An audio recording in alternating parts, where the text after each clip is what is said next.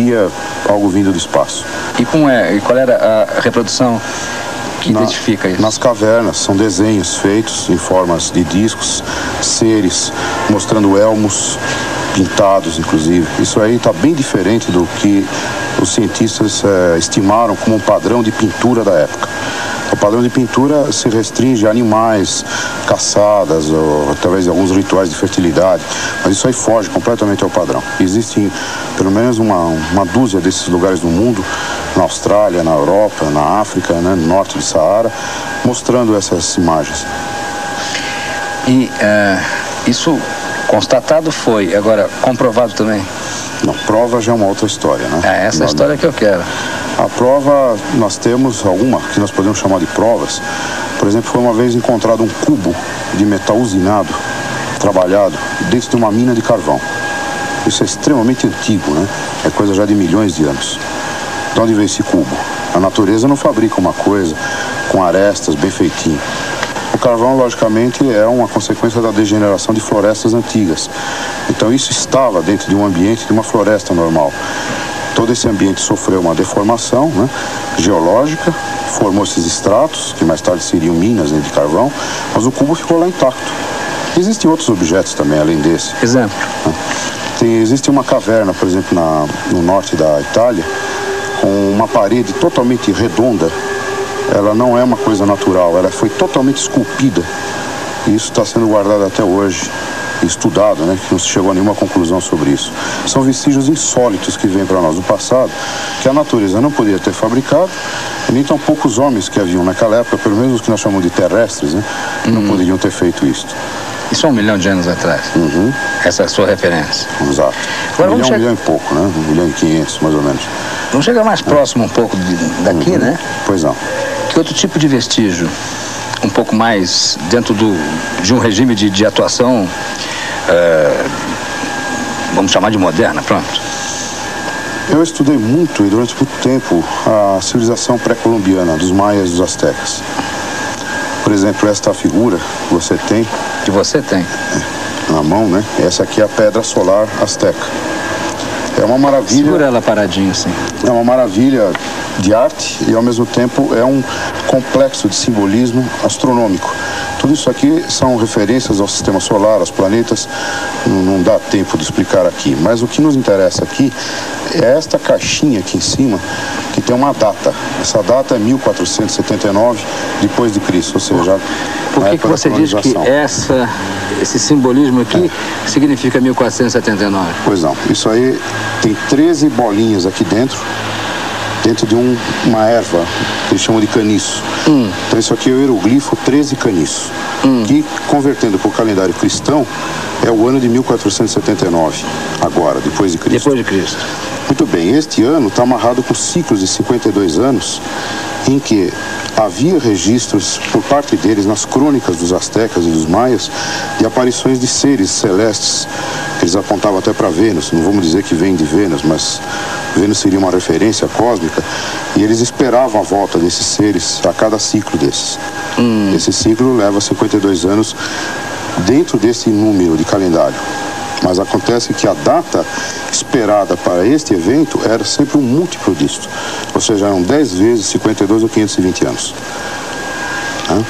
Consequentemente, hoje nós estaríamos dentro de um múltiplo o quê? Que parou de acontecer aparecimentos de discos. Não, curiosamente, não é aí que está o ponto. Numa época em que eles esperavam esse retorno, que se eles estivessem vivos, né, essa civilização de uma certa forma se extinguiu. Só ficou os registros escritos dela, como esse, por exemplo. A volta esperada deles seria 1947, para ser exato, junho de 47, no solstício do verão no hemisfério norte. E aí, o que aconteceu em junho de 47? Pois não, foi a primeira aparição mundial, a nível mundial, que se tomou notícia de discos voadores. Foi quando Kenneth Arnold, um piloto civil americano, viu nas montanhas Rainier, no estado de Washington, no extremo noroeste dos Estados Unidos, 9 objetos voando no espaço. Tem registro disso? Tem, isso é bastante documentado. Aliás, esse é um caso clássico na ufologia, né? Foi esse caso que inaugurou a ufologia no mundo. Não que eles não existissem antes, mas nós passamos a saber que não estávamos mais sozinhos a partir dessa data, 24 de junho de 1947. Muito parecido com a data que eles esperavam isso, e foi nas Américas, né? Eu quero saber, voltando ao histórico, né? Chegando mais perto, você veio para a civilização asteca e inca, né? Mais recentemente. Bem, nós temos vários registros, né, desses casos, como aconteceu na Europa, na Idade Média, na Suíça. Os céus da Suíça ficaram saturados em 1416, se não me engano. Os céus ficaram saturados de objetos estranhos, formas esféricas e discoidais. Isso foi registrado em pinturas da época, né? Como também... Em quanto? 1416 aproximadamente. Próximo da Renascença, né? Isso foi um período histórico que está fora dessa nossa época, a famosa época dos estudadores, mas que relatam casos estranhos. Hoje, essa pesquisa chegou a tal ponto de sofisticação que nós poderíamos dizer o seguinte: aquilo que era visto antigamente como gnomos, seres pequenininhos que andavam nas florestas, hoje alguns pesquisadores nos Estados Unidos, como Jacques Vallée, né, o Dr. Jacques Vallée, que é um físico, trabalha nessa área também, pesquisando esse assunto, ele leva a crer que muito possivelmente esses seres da natureza, que foram incorporados em histórias até infantis, né, dos irmãos Grimm, etc., eram seres de fora, extraterrestres, que estavam fazendo explorações nas matas, nas florestas, como eles fazem hoje. Aqui. Fazem? Fazem, prospecção de solo, tudo. Eu gostaria de citar um caso muito interessante. Dentro dessa própria literatura que tem entre os maias, existem umas ruínas lá na Guatemala, chamada Palenque. Em Palenque, é uma cidade que hoje está coberta por florestas, está sendo lentamente escavada, né? Existe um templo lá, uma pirâmide, chamada Pirâmide das Inscrições. Uma pirâmide cheia de degraus, forrada de inscrições nas paredes, nos tetos. Em 52 foi descoberta uma tumba no subsolo dessa pirâmide. Acontece que o ser que estava lá dentro fugia completamente ao padrão do maia típico. O maia não era muito alto, ele era mais ou menos baixo. A altura oscilando entre 1,40m, 1,50m, 1,55m, por aí. Esse ser era alto e um porte, lembrando o porte de um europeu, a estrutura esquelética de um europeu. Aquilo realmente era uma tumba, porque a laje, a famosa laje que cobre esse túmulo, que o Erich von Däniken usou na capa do livro dele, Eram os Deuses Astronautas, essa laje foi construída para cobrir aquele túmulo e jamais poderia ter passado por aquelas galerias. O que significa que aquele túmulo foi primeiro construído assim e depois a pirâmide foi feita, construída em volta. As inscrições que estão em volta continuam indecifráveis e todas elas têm referências celestes ou astronômicas. Esse ser foi muito importante porque ele foi sepultado com máscaras ritualísticas fora de série, com certos adornos. Quer dizer, a gente sente no passado a importância que esse ser tinha. Era alguém fora do comum para eles. Pela descrição, mais ou menos confere com o que nós chamamos em ufologia, os tripulantes dos discos, entre alfa, beta e ômega, seriam mais do tipo beta. Então, são como nós, seres como nós, cabelos loiros, né, compridos, não precisam de máscara, de oxigênio. E poderia ser, não temos logicamente uma indicação, até que possamos traduzir esses manuscritos, né? Ou essas inscrições que tem em volta. Os alfas como são? Os alfas são os baixinhos. O que eles fazem? São tipos de seres pequenos com a cabeça muito grande, exageradamente grande, anormalmente grande, né? Esses são os mais frequentes. Mas isso significa que essa população extraterrestre, ela vem sempre de um mesmo lugar? Porque Não. se os alfas são baixinhos, sempre baixinhos e cabeçudos, todos os alfas, eu suponho, que sejam iguais. Mais ou menos podiam ser do mesmo local. Nós também conjecturamos isso no início. Mas os alfas variam também em aspecto fisionômico. Alguns têm detalhes que são bastante diferentes dos outros. O que fica constante é a altura e esse tipo de porte de cabeça. E os gamas? Os gamas Já que você falou que os betas são igual a nós, né? Tem os gamas, os deltas e os ômegas. Os deltas? Também. Os deltas estão mais para aparições fantasmagóricas, né? Aparições assim meio estranhas. Mas os ufólogos em geral, inclusive eu, nós tomamos um certo cuidado na classificação disso, porque às vezes pode estar trabalhando interações com a mente humana muito delicadas. Sabe, a pessoa leva um susto quando está vendo o disco, e uma série de coisas vem à mente naquela hora e pode haver alguma confusão. Você já viu um disco? Já, 4 vezes. Mas não os tripulantes. Mas o disco lá no horizonte, uma coisa que parecia um pis, ou você viu um disco assim? Eu vi uma coisa muito grande voando a 8, 10 mil metros de altura. Era uma noite muito bonita, uma noite quente, era fevereiro de 70. A lua estava num certo local, tudo era uma lente, né? Uma coisa lenticular, um verde maravilhoso, um verde neon, envolto numa bolha esverdeada. Mas aquilo passou atrás de nuvens que estavam pelo menos a uns 8 mil metros. Para eu ver um avião a 10 mil metros de altura, ele é uma coisinha muito pequena. Aquele objeto estava realmente muito grande. Eu e a minha esposa vimos naquela noite. Agora, a última aparição, as outras duas não foram muito importantes.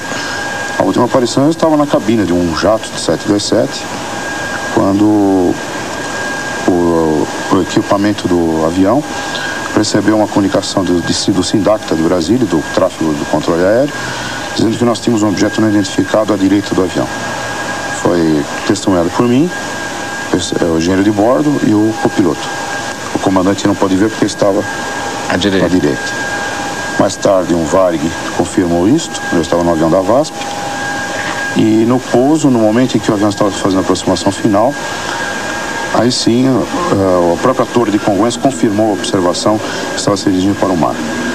Isso foi para mim muito importante, porque aqui uma declaração dessas do radar, para mim que sou ufólogo, aqui dá o equivalente a uma assinatura. Quer dizer, o radar de Brasília que te avisou Exatamente. Que tinha aquele Exatamente. Objeto não identificado ali. Eles pediram para nós fazermos uma confirmação visual e procederam no sentido de identificar o que era. Você deve ter muitas histórias nesse nível de rebusca, não é, do processo? Uhum. Bem, há segredos nisto, né? Segredos? Segredos por parte dos militares, com certeza eles têm um dossiê muito rico. Eu só conheço segredos nisso, porque não chega a nós nada. Por isso o nosso trabalho na área civil é muito difícil. Que segredos, por exemplo? Vamos começar a desvendar isso aí. Tá bom. Que segredos? Bem, um segredo que é buscado por eles, e bastante... Por eles quem? Pelos cientistas, né? Os que fazem disso um segredo. É o sistema de propulsão desses objetos. Isso é totalmente inusitado para nós. Eles fazem ângulos retos a 25, 30 mil km por hora. Qualquer objeto nosso, fabricado por nós, desintegraria nesse processo. E parece que nada acontece dentro da nave. E poderíamos supor que fosse teleguiado, mas... Como é que você sabe que eles fazem ângulos retos? Sim, porque foi observado visualmente, por radar e às vezes por ambos os sistemas, visual e por radar. Que radar? Os radares das bases aéreas. Então tem duas alas nessa história. Os civis, como nós e outras pessoas no mundo, que desenvolvem um esforço no sentido de elucidar esse enigma, esse fenômeno. E eles, provavelmente, porque têm muito mais acesso do que nós, por serem militares e por terem acesso a satélites e tudo, eles possuem informações que não podem ser divulgadas. Por que não podem ser divulgadas? Ou para não gerar pânico, ou para não criar celeumas do tipo filosófico, por exemplo, será que houve um Cristo aqui, vai haver um Cristo lá também? Essas histórias todas, né? E talvez porque haja uma espécie de cooperação internacional, isso nunca se provou, né? Mas acreditamos que isso exista, no sentido de troca de informações entre entidades militares. Eu queria um outro exemplo de que a história favorece a verdade em relação, pelo menos indícios, né? Em relação ao aparecimento de discos voadores. Eu não falo objetos não identificados, porque eu prefiro ser mais objetivo, mais direto, sabe? Para mim, disco voador ainda é disco voador. Esse negócio de objeto não identificado pode ser gaivota, balão, papagaio, qualquer coisa. Eu estou falando aqui de disco voador. Seres extraterrestres. Se eu estou cometendo algum pecado... Bom, um indício que chamou muito a atenção da comunidade ufológica mundial foi uma marca de sapato ou de uma bota que esmagou um bichinho que habitava os oceanos há 600 milhões de anos atrás. Como assim uma marca? 600 milhões de anos atrás. Esse bichinho só podia ter existido ou estava no nível de superfície, de tal forma que este pé esmagou esse bicho. Ele estava vivo ainda. Há quanto tempo? 500 milhões de anos atrás. Há 600 milhões de anos atrás, ou seja, 100 mil milhões a mais, né? Eles estavam em plena atividade nos oceanos, esses animais. Hoje eles não existem mais. Há 600 milhões de anos atrás, para que eu entenda bem, uma pegada de bota, coisa que é praticamente absurdo, esmagou um tal bichinho. Quer dizer, o indício é que esse bichinho que foi extinto há tanto tempo foi esmagado por uma bota. Os trilobitas. Trilobitas. Uns pequenos... 600 milhões de anos. É muito tempo. É o início da era geológica moderna, né? É. Temos uma cabeça de um animal que viveu há muito tempo atrás, há milhares de anos atrás, uma espécie de um búfalo, né? Muito grande, uma cabeça bastante grande, uma alçada desse animal. Ele tem um furo aqui no crânio, feito por uma arma. Nós sabemos que as armas só existiram depois da invenção da pólvora para cá. Ou mesmo, aquilo não seria arpão, nem flecha, porque a flecha deixaria rachaduras no crânio. Aquilo é um furo provocado por um objeto disparado a alta velocidade. Poderia até ser uma emissão de laser, né? Existem também inscrições interessantes de 4.500 anos de idade no Uzbequistão, é uma região na Europa, próxima da Turquia, que mostra um ser com um elmo, um capacete perfeitamente desenhado por esses seres pré-históricos, né? E um disco voador do lado subindo.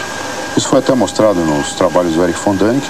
Foi graças a ele que nós viemos a saber da existência dessas inscrições, né, rupestres. E se formos também falar de enigmas do passado que estão ligados a uma cultura superior que o homem não poderia ter desenvolvido, pelo menos até onde nós sabemos do que foi o desenvolvimento técnico do homem, por exemplo, as pirâmides do Egito. Até hoje é que é um enigma. Ou as estátuas da Ilha de Páscoa, ninguém sabe como aquilo foi erguido. Quem foi que fez aquilo? Quem é que trouxe aquilo das montanhas? Quais são as técnicas empregadas? Antigravitação, técnicas especiais de corte na pedra, de tal forma que uma pedra encaixa na outra e você não consegue passar uma gilete sequer aqui no meio. Isso está lá até hoje, perfeito, intacto.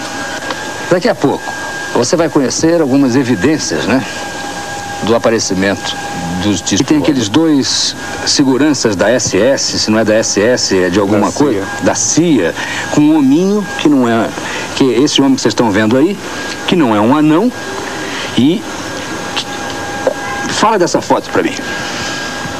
Em 1947, tudo indica, não é uma prova concreta, um caso específico desse caso, ocorreu a queda de um disco voador nos Estados Unidos. Pelo menos todos os dados que os pesquisadores americanos têm verificado levam a concluir que realmente caiu ou foi derrubado pelos americanos por alguma técnica qualquer. Em 48 ocorreu um outro caso, 47 caso Roswell, em 48 caso Socorro, o caso Laredo, e em 50 o caso Socorro. Todos eles no sul dos Estados Unidos, no estado de Novo México. Em 1950, essa fotografia específica, com os dois, provavelmente, agentes da CIA, se o ano ser pequeno, tudo indica que está vinculado com esse caso de Socorro, 1950, no sul dos Estados Unidos. Alguém roubou essa fotografia, provavelmente, dos arquivos. Porque esse serzinho saiu vivo dos escombros. Segundo os dados de pesquisadores americanos, ele estava vivo e ficou pelo menos 2 ou 3 dias vivo, porque ele aparentemente está queimado com a queda do disco que se incendiou. Ele foi queimado parcialmente e veio a morrer posteriormente, 2 ou 3 dias, segundo alguns pesquisadores americanos. Uma coisa muito interessante, que em 1981, um coronel da USAF, hoje já reformado, ele veio a público e resolveu contar sobre o acidente que ele participou no recolhimento dos destroços desses objetos e foi levado para a base aérea do White Paris, o famoso Hangar 18, que gerou até um filme de ficção. O que é o famoso Hangar 18 seria um pavilhão. Onde levaram os destroços desse disco e o corpo dos seres. Essa fotografia é de um dos seres. O caso todo, as testemunhas falam em 17 seres que foram recolhidos os destroços do disco. Uma coisa interessante é que atualmente nos Estados Unidos, vários pesquisadores têm brigado com o próprio governo e eles lá têm uma lei de livre informação, eles podem requerer documentos do governo e o governo tem que liberar. E eles liberaram realmente uma série de documentos. E no meio desses documentos todos, tem várias menções sobre queda de discos. Agora, em relação a provas realmente, não só dos seres, mas a prova do disco em si, do objeto físico, material, um caso muito conhecido aqui no Brasil, da ufologia, inclusive da ufologia mundial, ocorreu em 1957 em Ubatuba. Um pequeno objeto veio do oceano em direção à praia, de repente explodiu, sem nenhuma razão aparente. Diversos fragmentos caíram ao solo, alguns na praia, outros na água. Pescadores no local recolheram esses fragmentos. Na época entregaram para o Ibrahim Suede. O Ibrahim Suede, consequentemente, mandou para o Rio de Janeiro para um grande pesquisador que hoje já faleceu, Dr. Olavo Fontes, e ele, em posse desses pequenos materiais, fragmentos metálicos, mandou fazer uma análise química no Brasil e nos Estados Unidos também. Se constatou que aquilo era um tipo de magnésio, mas um caso muito curioso que para nós é uma prova que aquele magnésio tinha um alto grau de pureza, não sendo possível para os laboratórios da época, inclusive hoje se torna muito difícil, conseguir um grau de pureza do magnésio daquele tipo que tinha naquele material. Sem nenhuma liga. Sem nenhuma liga, completamente puro. Isso, consequentemente, é quase que uma prova, eu diria para nós, pescadores, é uma prova realmente de um objeto estranho, ou pelo menos de uma qualidade desse metal que não era possível ser feito pelos nossos cientistas. Qual é o caso mais curioso que você já constatou dos seus arquivos? De repente, os céus brasileiros ficaram totalmente envoltos por pelo menos 20 objetos, saturando os radares e interrompendo o tráfego aéreo. Oficialmente, pelo menos por 3 horas, que foi dito pelo próprio ministro da Aeronáutica, o brigadeiro Otávio Moreira Lima. E pelas testemunhas todas que viram os objetos e todo o levantamento que nós fizemos, o evento ocorreu pelo menos 8 horas. Depois do dia 19, houve mais uma sequência de aparições de objetos que foram filmados no dia 21, no dia 22, no dia 23. Mostra nesses tapes contendo a filmagem no Rio de Janeiro, lá no norte do Paraná, aqui na Avenida Paulista, em São Paulo, e no alto do prédio do Banespa, que foi o filme feito pela Mixon. Eles estavam filmando um comercial para a Eletropaulo, no alto do prédio do Banespa, quando de repente vira a bolinha no céu.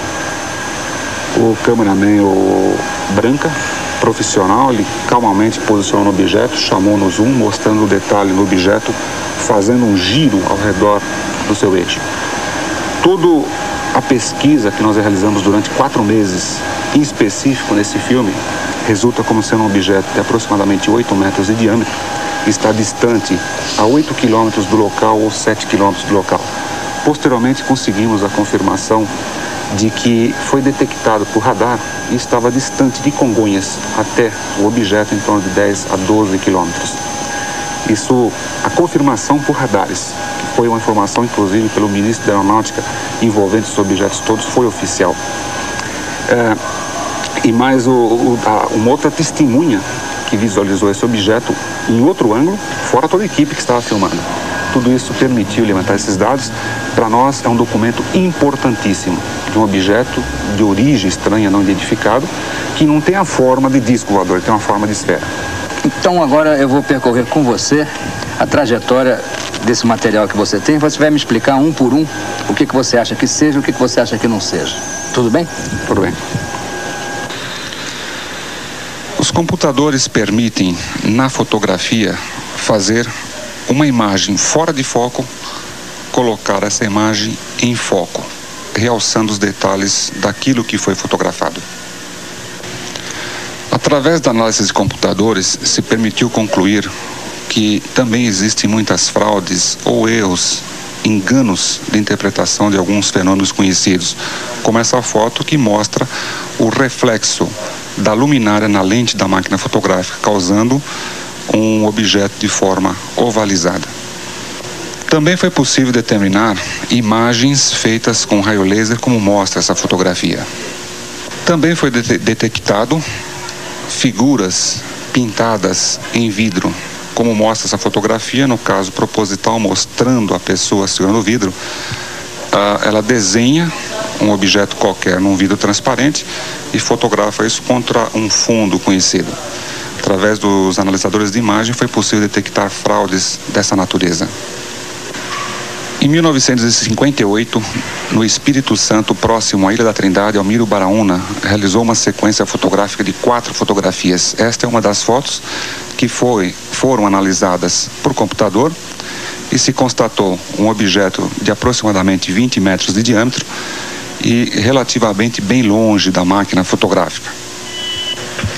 Esse documento fotográfico é muito importante porque foi testemunhado por 50 marinheiros a bordo do navio Almirante Saldanha e, posteriormente, foi liberado com aval do ex-presidente da República, Juscelino Kubitschek.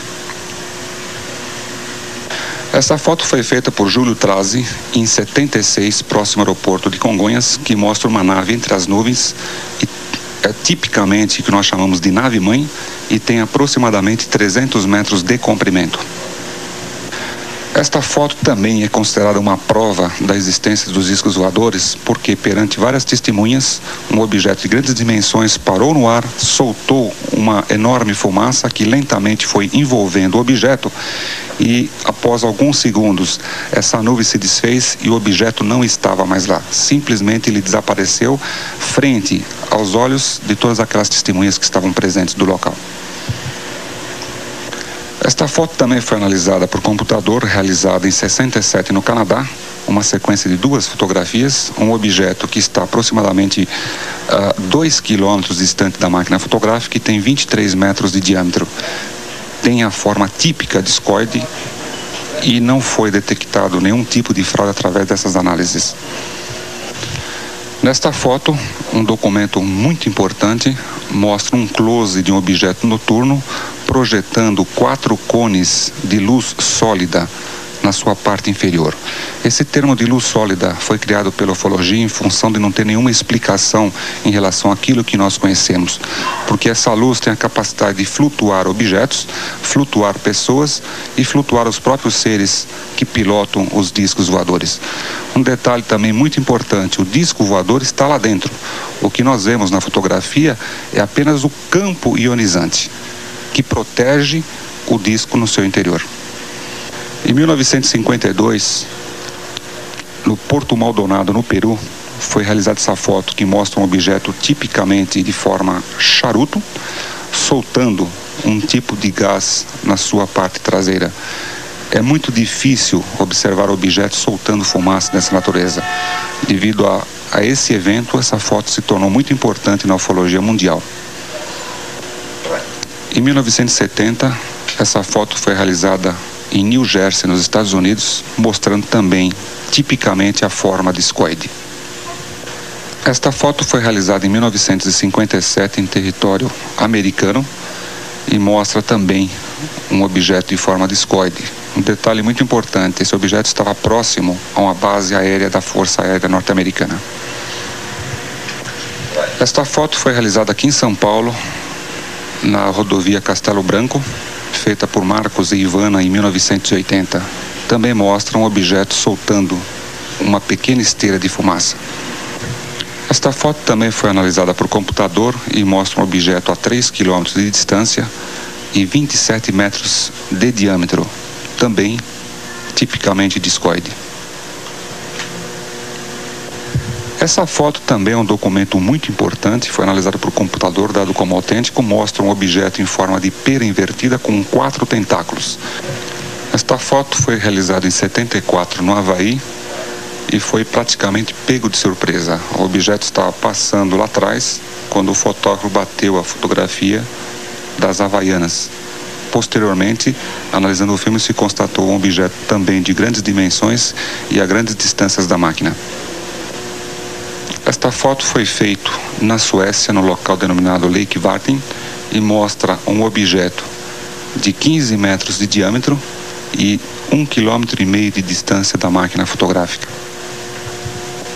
Esta foto foi realizada na cidade de Paraty e mostra um objeto também em altíssima velocidade. Esta foto foi realizada na Espanha no ano de 66 e mostra um objeto que passou também em altíssima velocidade, onde que o autor da foto conseguiu pegar este flagrante. Essa foto foi feita em 1950 nos Estados Unidos e também foi analisada por computador e foi dado como um objeto autêntico de grandes dimensões. Foram feitas 2 fotografias. Foram as fotos que mais sofreram análise de toda espécie e natureza. E até hoje não se constatou nenhum tipo de fraude. É considerado um documento autêntico perante a ufologia mundial.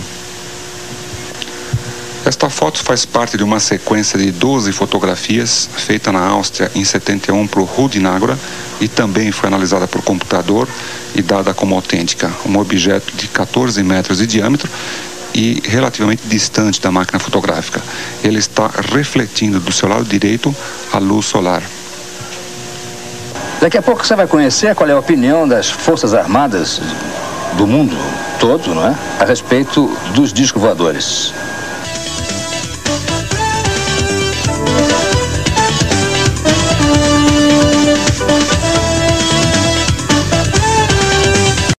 Estava envolvido em casos sigilosos de aparições de OVNIs, inclusive de queda desses objetos. Este outro documento, que é da Central de Inteligência, agência americana, também é importante. Claro. Por quê? Bom, este outro documento... Falta o outro. Tá. Este outro documento mostra também o envolvimento de uma central de informação, como a CIA, que é internacionalmente conhecida e considerada muito séria em termos de investigação, isso de modo geral, e mostra como ela sempre esteve envolvida em estudos sigilosos de OVNIs. Quer dizer, neste caso, também assinado por uma autoridade da CIA, mostra que o governo norte-americano está muito preocupado com esse fenômeno já há muito tempo. Este outro documento, você também disse que é importante, que tem aqui a rúbrica, ou pelo menos uma referência ao Kissinger, né? Exatamente. O que é? Bom, nós sabemos já há muito tempo que o governo norte-americano, como também o governo soviético, essas duas grandes potências, elas detêm praticamente o controle de todas as informações de aparições de OVNIs que ocorrem nos 2 grandes blocos. Os Estados Unidos controlam praticamente as informações que vêm da América do Sul, da América Central e da América do Norte, enquanto que a União Soviética detém mais as informações do bloco oriental. Bom, neste caso, este é um telex oficial do Departamento de Estado dos Estados Unidos, do governo dos Estados Unidos, em que, por intermédio da embaixada, o Henry Kissinger solicita ao governo informes sobre um OVNI que teria aparecido no Marrocos. Então isso aqui é apenas para demonstrar que existe uma rede de informações sigilosa que se passa subrepticiamente entre as embaixadas, entre os consulados, entre os governos de todos os países do mundo. Mas vamos aos fatos. Vamos aos fatos. Então vai. Você está aqui por quê? Bom, eu estou aqui porque há 16 anos venho desenvolvendo estudos sobre esses fenômenos, chamados OVNIs ou UFOs, né? Como chamamos aqui no Brasil também. E estou praticamente convicto de que as Forças Armadas de todo o mundo e os governos de todos os países do mundo sempre estiveram criteriosamente envolvidos em investigações avançadíssimas sobre esses objetos, e não de agora, mas desde 1941. Ou seja, antes do caso que nossos colegas mencionaram, de 1947, que teria dado início à chamada Era Moderna dos Voadores. Então vejam bem, isto aqui é um catálogo de um protótipo de uma aeronave discoide, tá? Que foi desenvolvido com o apoio do Departamento de Defesa norte-americano, após 25 anos de estudos sigilosos sobre esses objetos. Esse objeto foi desenvolvido com o apoio de civis, engenheiros civis e também de engenheiros militares. E tudo sugere que esses primeiros protótipos foram baseados em discos voadores que teriam sido capturados por Forças Armadas norte-americanas. Esses objetos estariam sendo guardados na base aérea de Wright-Patterson, nos Estados Unidos, na base aérea de Edwards, na Califórnia. De modo que estudiosos do mundo inteiro, sobretudo em próprios Estados Unidos, têm procurado atuar ou agir legalmente contra o governo norte-americano, exigindo que eles liberem informações concretas sobre se esses objetos existem ou se não existem.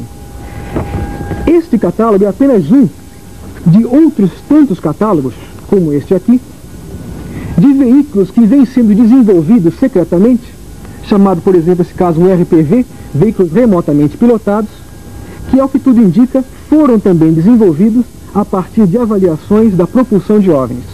Agora, tudo indica, é uma coisa muito vaga. Qual é a evidência maior, né, disso, por exemplo? Olha, Goulart, porque se eu capturo um disco voador e eu sou um cientista, quer dizer, eu tenho um agrupamento científico à minha disposição, eu já estaria utilizando isso de outra forma, né? Claro, esse é o seu raciocínio, seria o meu raciocínio também. Agora, resta ver se eles também pensam assim.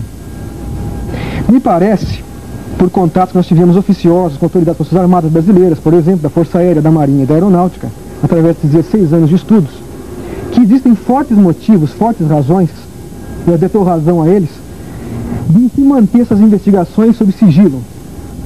Principalmente porque nem tudo que envolve esses OVNIs é agradável e nem tudo é tão maravilhoso como todo mundo pensa.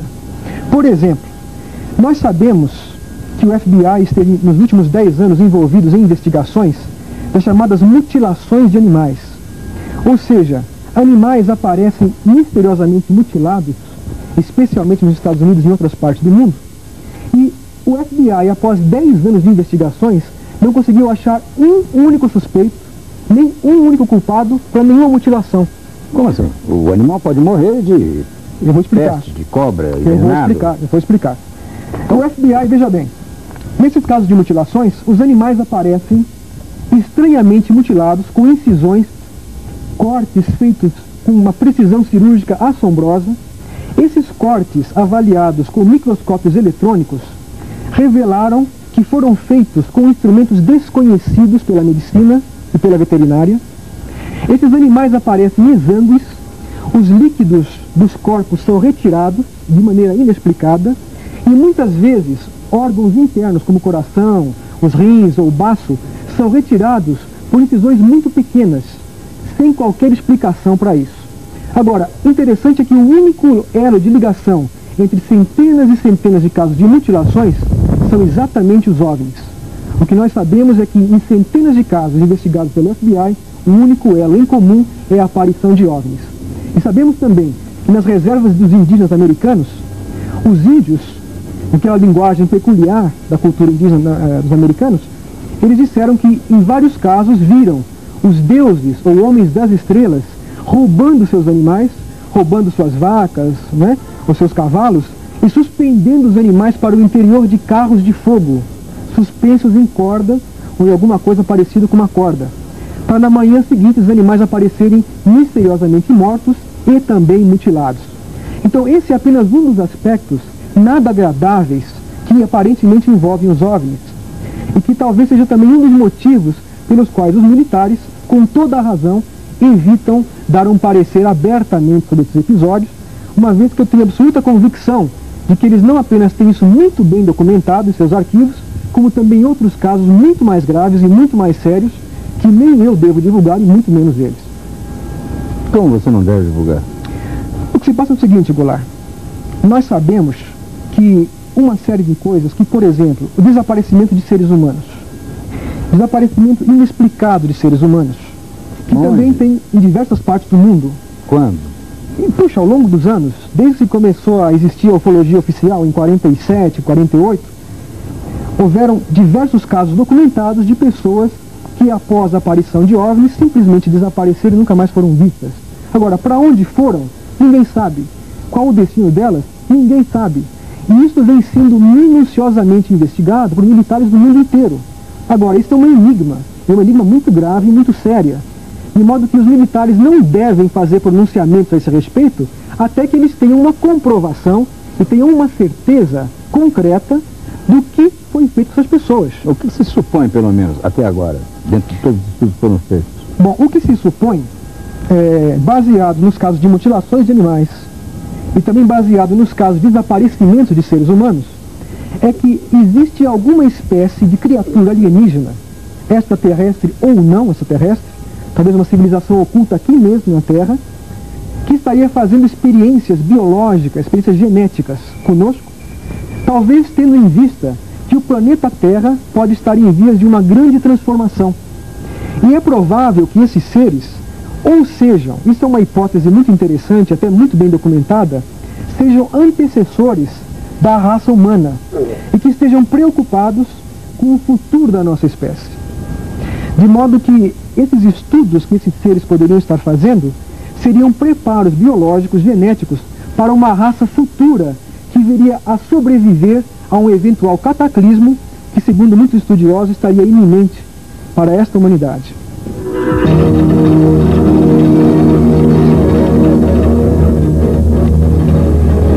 Eu vou encerrar esse programa, mas eu queria uma assinatura final. Então eu proponho que vocês conversem entre vocês sobre as vossas experiências. Eu vou ficar só ouvindo aqui. Ora, do ponto de vista de análise de uma coisa concreta, eu percebi que você insistiu muito nisso. Eu tenho a impressão que os colegas e outros que não estão aqui participariam talvez dessa opinião. A ufologia é uma coisa muito pessoal para quem viveu isso. Eu estou falando isso porque eu vi algo que me convenceu, embora esteja acostumado com todos os fenômenos astronômicos, meteorológicos, tudo o que eu vi realmente estava fora de... Qual é a sua atividade fora? Eu trabalho na indústria automobilística, trabalho na área de computação, minha formação em curso superior de matemática, né? Então eu tenho alguma experiência nessa área de astronomia desde longos anos. Eu estou acostumado a olhar para o céu, mas nunca dei cabeçada em poste. Certo? Agora, o que eu queria talvez dividir com eles, eu acho que isso talvez seja uma coisa muito importante. Por quem vê, o telespectador que está agora assistindo, poderia ficar na posição que você está, né? Querendo uma coisa assim palpável. De costas. Não dá para ter essa coisa palpável. Isso nos foi negado até hoje. O que nós temos é filmes, fotos e testemunho de pessoas acima de qualquer suspeita, como pilotos de aviação, militares, etc. Inclusive, essas pessoas que foram submetidas a uma série de testes, de ensaios, inclusive hipnose, com regressão mental, e se conclui realmente que eles passaram por experiências realmente estranhas. Isso tudo são provas do fenômeno em si. Fala de um caso. Deixa eu citar um caso. O famoso caso de Barney Beth Hill. Em 1961, estava voltando de uma viagem de férias, lá próximo de Nova York, New Jersey, etc. Naquela área. Eles foram acompanhados por um objeto, esses viram esse objeto descer, e depois, daí para frente, a coisa parece que não tinha tido sequência, olharam para o relógio e perceberam que faltava 2 horas na vida deles, que eles não conseguiram registrar. A coisa parou aí. Foram procurar um especialista, o Dr. Benjamin Stein, um psicólogo, e esse homem, com muita habilidade, conseguiu trabalhar com eles a nível de hipnose, e entre outras coisas, para encurtar o assunto, os dois estiveram dentro da nave, no solo, não viajaram com isso. E lá dentro foram submetidos uma série de exames, de testes e tudo. Entre eles um teste que fizeram na Beth Hill, uma perfuração no abdômen dela, que hoje nós chamamos de laparoscopia, em que eles na nave indicaram que ela estava grávida. Então, havia um processo de gravidez em Isso em 40 e... Não, em 61. 61. Mas o ponto mais importante é que ela conseguiu conversar com o comandante desse objeto, e ela viu um mapa estelar na parede. E o comandante perguntou a ela: você entende? Você pode localizar onde nós estamos? A língua provavelmente é uma língua mental, porque ela traduz tudo isso a nível de hipnose. Não se sabe se foi dito em inglês ou se ela compreendia telepaticamente o que ele dizia. Isso ficou meio nublado, né? Mas havia uma compreensão, havia uma comunicação. Então ele perguntou para ela se era possível ela dizer onde nós estávamos naquele mapa. Ela disse que não. Então ele fechou o mapa. Ela falou: não, um momento. Tem pessoas na Terra que conhecem isso. Quis até levar aquilo de volta. Então ele ainda teve, em alguns momentos ele mostrou um mapa com linhas ligando pontos, né, no céu. Era um mapa muito bonito, de efeito tridimensional. Então ele disse que as linhas muito cheias eram linhas de circulação comercial, as linhas cheias mais finas eram linhas de voos normais, né? E as tracejadas eram de exploração, na qual a Terra estava inserida. Mas quando ela revelou esta imagem na hipnose, foi feito um desenho. Uma astrônoma americana chamada doutora Marjorie Fish topou a parada. Comprou a briga de testar se aquilo lá que ela viu era verdade. Beth Hill era uma dona de casa comum, como todas as nossas mulheres são, né? E ela conseguiu, com o tempo, depois de muitos anos de muita pesquisa, comprovar que o que ela viu foi real. Aquele mapa era mostrado dentro de um referencial que não era o da Terra, e ela ainda tinha indicado 6 estrelas que não constavam dos nossos catálogos astronômicos. Só foram divulgados muitos anos depois. Isto é uma prova. É uma prova que nós, ufólogos, consideramos um dos casos mais clássicos. E o cara como é que era? Eles eram seres de uma estatura média, não muito baixa nem muito alta, mais para baixo do que alto. Os olhos eram ligeiramente esgazeados, assim, meio puxados, assim. Um caso curioso que ocorreu aqui no estado de São Paulo, Pirassununga, o caso de Tiago Machado, né? Só para dar uma ideia, de repente viram um objeto descendo. A mãe do Tiago viu aquilo, chamou o Tiago olhou, é um paraquedas, não é? Não sei o que é isso, vou lá ver perto. Um objeto desceu atrás dos morros, ele saiu correndo no meio do mato e foi até lá. Quando ele conseguiu localizar o objeto, estava pousado. Um objeto talvez de 6 metros de diâmetro, com 3 pés, no solo pousado. O Tiago, quando chegou próximo ao objeto, talvez 10, 12 metros, ficou olhando um objeto diferente. De repente a cúpula em cima abriu e saiu um ser flutuando e desceu até o solo. Na hora ele ficou meio assustado. Ele, sem nenhuma cultura, quando ele viu aquele ser relativamente baixinho, 1,30 m, 1,40 m, ele até imaginou, bom, é pequeno, dá para encarar. E foi se aproximando. E, de repente, esse ser, ele percebendo pelo escafandro que esse ser usava, pela máscara, ele percebeu que tinha os olhos também desse tipo, por causa da Beth Barney Hill, meio esticado e meio oblíquo. Ele ficou meio assustado.